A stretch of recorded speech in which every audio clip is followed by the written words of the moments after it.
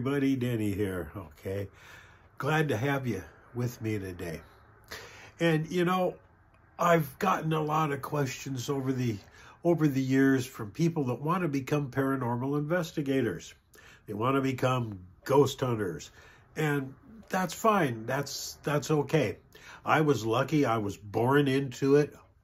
I just grew up with it being just as natural as natural could be. But people really want to get into this field, or at least they think they want to get into the field. And they ask me, how do I start? Well, the biggest mistake you can make is to go out and buy $300 or $400 worth of paranormal equipment and go try to find yourself a haunted house or some haunted location and not know what you're doing at all. That's not how to do it, okay? I'll tell you the easiest way that I know to begin your quest in the paranormal is go online and find a local ghost tour, a haunted house tour. Most cities have them. And contact those people and actually go on a couple of tours to various haunted locations and see what you think. Is it something that you might want to do some more, or is it just going to be one and done? And for a lot of people, that's exactly what it is, one and done. It was dark and nothing happened, and I don't even want to mess with this anymore. Okay, fine. That's perfectly good. But if you're one of the people that gets hooked on it and says, that was neat, I want to do that some more, well, then you just might be a pretty good candidate to become a paranormal investigator. What do you do if you want to do it some more? Well, I suggest you go on a few more ghost walks with these tours, and then talk to the people that are doing the tours. Talk to them about getting started with a group. Maybe you'll be able to go out and just walk along with a real paranormal investigation team just to see what they do, to get a feel for it beyond just a guided tour. There are groups out there that will take you along. Make connection with them. Talk to the people in the group. Talk to the lead investigator, and come up with a date and a time in which you can actually go out on an investigation. You probably won't be doing much more than just observing, but that's okay. It's a beginning. You will actually get the feel of being there when they are actively looking to see if they can make contact with spirit. And it will either scare you away or it will just solidify what you want to do in the field, if you want to still do anything in the field, okay? Now, if you decide that you want to go a little bit deeper, then you can talk to the team about maybe becoming a member of the team or some other team. They might know somebody that's looking to bring a new member in, and you get in touch with them, and by golly, you just might get onto a team. Then you're going to learn how to be a good investigator. And there are a few basic rules that you will want to know about investigation, and your team will have their set of rules, and you just listen to them and then just follow those rules. When I was actively investigating, I had rules in my team. My number one and number two rules were be quiet on an investigation, because sometimes the noises that spirit makes are very, very soft. And if everybody's treating the investigation like it's a high school kegger, making all kinds of noise, stomping around, sliding stuff, banging around, moving things, if you are in a room with spirit and spirit's trying to communicate by knocking or moving something, and everybody else is banging around and ha-ha and hee-heeing, you're not going to hear spirit. So my number one and number two rules were, number one, be quiet, and number two, don't provoke spirit. Remember that spirit was at one time a person just like you. They had feelings, they had emotions, they had things they liked, things they didn't like. And they took those emotions with them to the other side. And if you wouldn't like somebody coming into your space, and wherever they are, they're looking at that as their space. If you wouldn't like somebody coming into your space and saying that, well, you don't exist, you have to make some noise. You've got to make noise right now. You're afraid. You're a coward. Well, you wouldn't like that, and you get mad, or you just disappear and not make any noise whatsoever and let them go. But the problem is, you're probably going to upset them. And if you do that, just like you right now, spirit picks the time and the how they're going to respond. They might wait a few hours and then respond. Well, if you're investigating in somebody's home and they've called you there because they've been having some strange activity, and you provoke and spirit doesn't do anything, and you tell those people, like at, say, midnight or 1 o'clock in the morning, well, we didn't find anything, and you have a good night, and then everybody piles into their cars and goes home.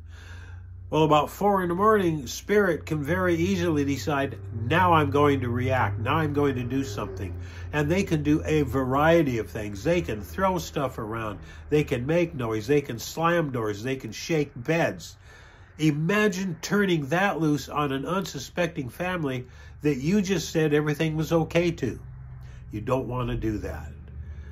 And likewise, spirit may just go out into your car and go home with you and wait until 4 in the morning and just wreak all kinds of havoc in your house with your family. So don't provoke major problems. If you do, you turn spirit loose, and whatever they do is your fault. And those are my two main rules. Be quiet on an investigation. While you're in the place, be quiet so you can hear spirit, and don't provoke, because all that is going to do is either make him hide in the wall or come apart at any time. So please, don't do that. Now, if you ever wonder what it's like to be on an investigation, I'm going to show you just what it looks like. And here we are, just like it would be. You're in a dark room, almost no light, and it's very, very quiet. And a good deal of the time, this is all it's going to be, all during your investigation. Because no matter what you see on the TV shows, on the network shows, you don't have action all the time. Most of the time, it's just quiet with nothing. But you sit here in the dark, and you're being very quiet. And you're feeling what the room feels like. Do you feel a tension that wasn't there when you came in? Do you feel a dread? Do you feel sad? How do you feel? That's your first indicator that spirit may be there. And then the next thing you're going to do after you just sit there and feel the room is you're going to do what we call a call out to spirit. You do a call out, and it goes like this. Is there any spirit that wants to communicate with me? If so, give me a sign. Knock on something. Knock on a wall. Tap me on the shoulder. Let me know that you're here. And then you wait. And you wait several minutes if necessary. And most times, you're not going to hear anything. But sometime, you're going to hear a response. And it may not be a loud response, but you'll hear a response. Something like this. Or it may be very soft. Like that. And does that mean that spirit is there? It means spirit might be there. But you cannot say for sure that spirit is. So what you do is you call out again. You thank spirit for making that noise, and then you ask spirit to make another noise, to do it again, so you can be sure that he's there. And you call out like this. Thank you, spirit. I just want to be sure that it's really you. So if it's really you, can you make that noise again? And then you wait. And a good deal of the time, you don't get a response. But if you do, it may sound like this. A very soft one, or it might be louder. Like that. If you get a response, a direct response to that second question, you may be dealing with spirit. Then you can ask spirit whatever questions you want, requiring a yes or no answer. Because obviously, spirit's responding by knocking or moving something. So don't ask questions that require a lengthy answer because you're not going to get it. Sometimes that may be the only responses that you get because it takes a lot of energy for spirit to make those noises. And it may have used up all of its energy. So you just have to understand that you may have had an encounter. You can say this is a possible encounter. And that room may be worth further investigation a little bit later on. But this is how it looks most of the time. Dark and quiet. And here we are back in the light, okay? Now, if this is something that you think you might want to pursue, then for goodness sakes, go for it. There's always room for more investigators. And I truly hope that this little session has helped you to understand what it's like, what it feels like, and given you the information that you need to be able to start investigating. Again, to summarize it, take a ghost walk or 2 or 3 or 4. Hey, that may be all you want to do. Just take ghost walks. That's fine. But if it speaks to you, if it sparks your interest a little bit more, talk to the people that are doing the walk. A lot of times they have their own teams. See if you can get on a team and go from there.